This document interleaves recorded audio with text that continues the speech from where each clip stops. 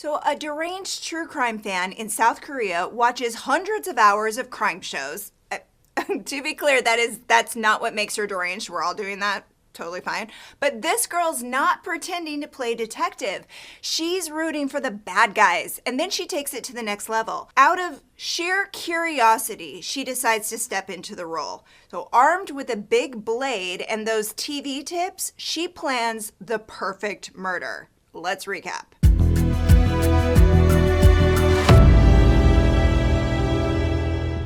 This wild story takes us to South Korea, where JungYoo-jung is about to press go on a plan 3 months in the making.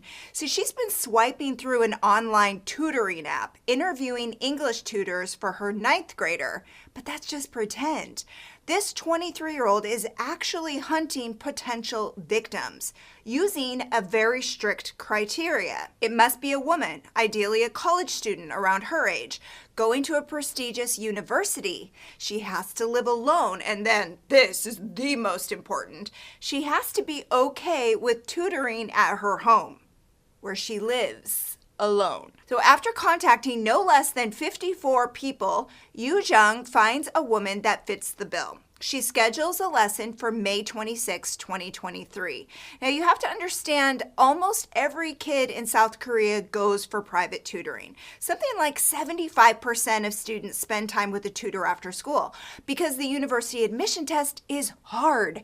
And if you do well, it sets the tone for your entire life. And tutors also can make a lot of money with private lessons. So the point is, this woman is setting a diabolical trap no one would ever suspect. So just as she planned, Yoo-jung shows up at this unidentified tutor's door, all dressed up in a school uniform she bought online. She's playing the part of her own fictional 9th grade daughter, except instead of school books, she's carrying that knife. Now, after the tutor lets her in, she attacks, lunging at her 110 times.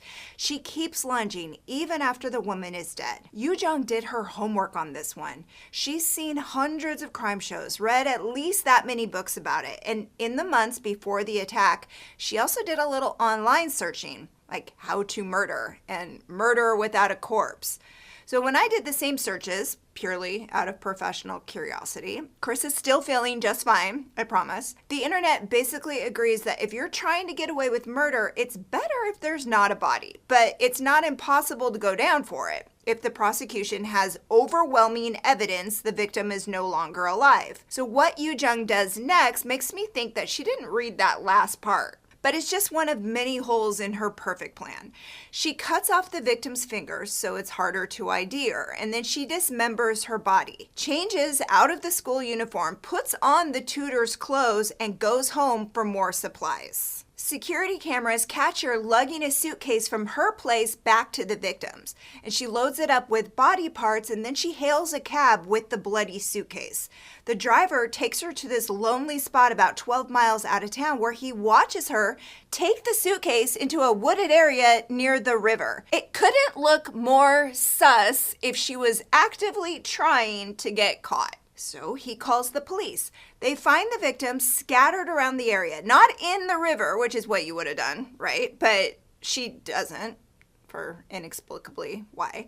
But she doesn't. She just around the area. And they have JungYoo-jung in cuffs the very next day. She denies it at first, but as evidence keeps piling up, the camera footage, the bloody suitcase, the big thing of bleach, the trash bags. Oh, and she had the victim's ID card on her. When it all gets to be a little too much to deny, she claims someone else killed the 26-year-old tutor. She only got rid of the body. That explanation doesn't fly, what with the massive digital trail of clues she left behind. But finally she's like, fine, you got me. And when they ask why she did it, why, Yoo-jung, why would you do this? She says, I wanted to give murder a try. All those books and TV shows about it, I wanted to give it a go in real life. Okay, but experts say that that's a reason, but it's not the whole reason. After all, we're all watching tons of crime all day, every day. Tell me you're also watching tons of crime all day, every day. Is it just me? Tell me you're with me.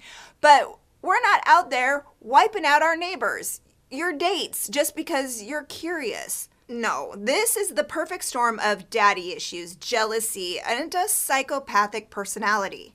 2 days before this, she was fighting with her father on the phone for hours, and at one point she says, "I'm about to do something big and you're not going to be able to handle it." Afterwards, she was telling the truth. This is the biggest thing she's ever done.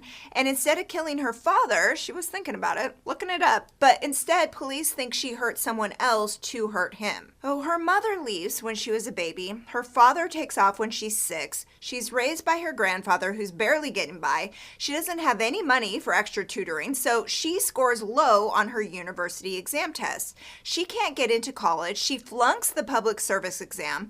Fast forward 5 years to 2023, she's still living alone with her grandfather, still out of work, very alone, and spiraling. Her journal's full of entries along the lines of, "Dear Diary, I can't calm my anger without killing." Which this all adds up for prosecutors. It's why she targeted a victim living the life she thinks she deserves. But in the end, her rocky childhood probably saved her own life. The prosecution was going for the death penalty, but the court pushed back, saying in light of the defendant's rugged childhood, it is difficult to hold her accountable for everything. Plus, South Korea hasn't had an execution since 1997, according to the BBC. Instead, they give her life in prison, a lifetime to regret what she did. As soon as she confessed, she started an apology tour.